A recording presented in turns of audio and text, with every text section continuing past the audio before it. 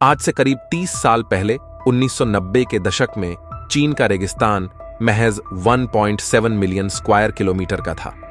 लेकिन धीरे धीरे यह इलाका बढ़ता गया और साल 2015 तक 2.62 मिलियन स्क्वायर किलोमीटर तक पहुंच गया।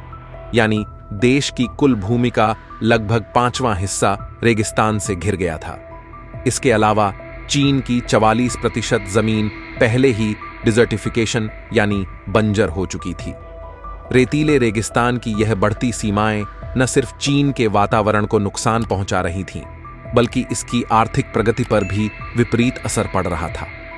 इस समस्या से चीन को हर साल 54 बिलियन युवान यानी करीब 36,400 करोड़ रुपए का आर्थिक नुकसान उठाना पड़ रहा था। साथ ही देश की लगभग 30% आबादी यानी 40 करोड़ लोग इससे प्रत्यक्ष या अप्रत्यक्ष रूप से प्रभावित हो रहे थे। यदि यही स्थिति जारी रहती तो अनुमानों के मुताबिक आगामी 200 से 300 सालों में चीन एक पूर्ण रेगिस्तानी देश बन जाता। और चूंकि चीन के पास बाकी रेगिस्तानी देशों जैसे तेल के कुएं भी नहीं हैं, इसलिए ऐसी स्थिति में विश्व की दूसरी सबसे शक्तिशाली अर्थव्यवस्था पूरी तरह बर्बाद हो सकती थी। न तो खेतीबाड़ी संभव रहती, न ही पीने के पानी की उपलब्धता। चीनी अधिकारियों ने ऐसे अनुमान भी लगाए थे कि बढ़ते रेगिस्तान की वजह से वह दुनिया का सबसे गरीब देश बन सकता है। ऐसे में रेगिस्तान के विस्तार को रोकने के लिए चीन को बड़े कदम उठाने ही पड़े। शुरुआत में उसने सबसे आसान तरीका अपनाया, वन रोपण यानी अफॉरेस्टेशन। इसके तहत लाखों की संख्या में पेड़ लगाए गए ताकि रेतीली जमीन को बांधा जा सके और रेगिस्तान के फैलने की रफ्तार कम हो जाए। लेकिन कई सालों की कोशिशों के बावजूद यह तरीका पूरी तरह कामयाब नहीं हुआ। आखिरकार चीनी अधिकारियों को नामी वैज्ञानिक क्युन यूजन से मदद लेनी पड़ी। उनके अनुसार सिर्फ पेड़ लगाने से काम नहीं चलने वाला था, बल्कि उन रेगिस्तानी इलाकों में एक पूरा जंगल जैसा इकोसिस्टम विकसित करना होगा। इसके लिए 3 तरह की रणनीतियां अपनाई गईं। पहला कदम था अफॉरेस्ट्री यानी वन रोपण। लेकिन इस बार सिर्फ एक ही प्रकार के पेड़ नहीं, बल्कि हजारों तरह की अलग अलग प्रजातियों के पेड़ पौधे और घास लगाई गई ताकि वह इलाका असली जंगल जैसा प्राकृतिक इकोसिस्टम बन सके। हालांकि यहां ऐसे पेड़ पौधे चुने गए जो रेतीली जमीन और कम पानी में भी पनप सकते थे। दूसरा कदम था कृषि यानी एग्रीकल्चर को बढ़ावा देना, क्योंकि सिर्फ पेड़ पौधे लगाकर इस समस्या का समाधान नहीं निकाला जा सकता था।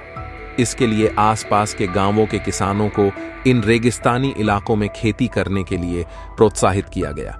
उन्हें ऐसी ही फसलें उगाने को कहा गया जो सूखी जमीन और कम पानी में भी पनप सकती हैं। लेकिन सबसे महत्वपूर्ण कदम था तीसरा, एनिमल हस्बेंड्री यानी पशुपालन, क्योंकि बिना कोई जानवर के किसी जंगल का होना ही बेमानी है। लेकिन सबसे बड़ी चुनौती थी शुरुआत में किस जानवर को इन जंगलों में छोड़ा जाए। काफी रिसर्च के बाद चीन ने फ्रांस की रेक्स प्रजाति के खरगोशों पर अपना विश्वास जताया। इन रेक्स खरगोशों की खासियत है कि वे जमीन में सुरंगें बनाकर घास की जड़ों को खा लेते हैं। इस प्रक्रिया में जमीन और अधिक उपजाऊ हो जाती है और उपजाऊ मिट्टी में पुराने पेड़ पौधों के बीज भी स्वतः उगने लगते हैं। इससे वन रोपण की प्रक्रिया गति पकड़ती है। साथ ही रेक्स खरगोशों की ब्रीडिंग क्षमता भी काफी तेज होती है। एक मादा रेक्स खरगोश साल में करीब 40 बच्चे दे सकती है। इसलिए चीन ने फ्रांस से लाखों रेक्स खरगोशों को मंगवाया और उन्हें अपने रेगिस्तानी इलाकों में छोड़ दिया। शुरुआत में इन खरगोशों को सिर्फ 100 किलोमीटर के एक इलाके में छोड़ा गया था, जहां महज 3 किलोमीटर में ही वनस्पति मौजूद थी। लेकिन कुछ ही सालों के भीतर इस इलाके के 84 किलोमीटर हिस्से में हरियाली बिखर गई। घास, पेड़ पौधे और कृषि फसलें उगने लगीं। इससे चीन को दोहरा फायदा हुआ।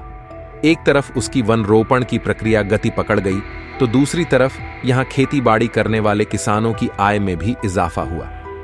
दरअसल इन रेक्स खरगोशों के बालों और मांस को काफी महंगे दामों पर बेचा जाता है। यही नहीं, इनके बालों से बने उत्पादों की भी अच्छी मांग है। इससे किसानों की आमदनी बढ़ने लगी। इस तरह चीन की इस अनोखी पहल से जहां एक तरफ रेगिस्तान के विस्तार पर लगाम लगी, वहीं दूसरी तरफ किसानों की आर्थिक स्थिति भी सुधरी। देखते ही देखते और भी किसान इन इलाकों में खेती करने लगे और एग्रीकल्चर प्रमोट हुई। अब चीन की योजना है कि आने वाले समय में इन 12 लाख खरगोशों की संख्या 18 लाख तक बढ़ाई जाएगी। इससे रेगिस्तान को और अधिक नियंत्रित किया जा सकेगा। इसके बाद धीरे धीरे इन नए जंगलों में हिरण, भालू जैसे अन्य जंगली जानवरों को भी छोड़ा जाएगा ताकि एक पूर्ण जैव विविधता वाला इकोसिस्टम विकसित हो सके। चीन की इस सफल पहल से साफ पता चलता है कि अगर इच्छा शक्ति हो और नवाचार किया जाए तो बंजर रेगिस्तानी इलाकों को भी हरा भरा बनाया जा सकता है। यह पर्यावरण संरक्षण के साथ साथ लोगों की आजीविका को भी बढ़ावा देता है। भारत जैसे देशों को भी ऐसी नवीन तकनीकों को अपनाकर अपने रेगिस्तानी इलाकों को संवारने की पहल करनी चाहिए। दोस्तों, आपको यह विस्तृत जानकारी कैसी लगी? क्या आप भी चाहेंगे कि चीन जैसी इस तरह की पहलें अन्य देशों में भी की जाएं? अपने विचार जरूर बताएं और अगर आपको यह वीडियो पसंद आया हो तो लाइक करना न भूलें। साथ ही हमारे चैनल को सब्सक्राइब करके बेल आइकन दबाएं ताकि हमारे नए वीडियोस की जानकारी आपको मिलती रहे। धन्यवाद।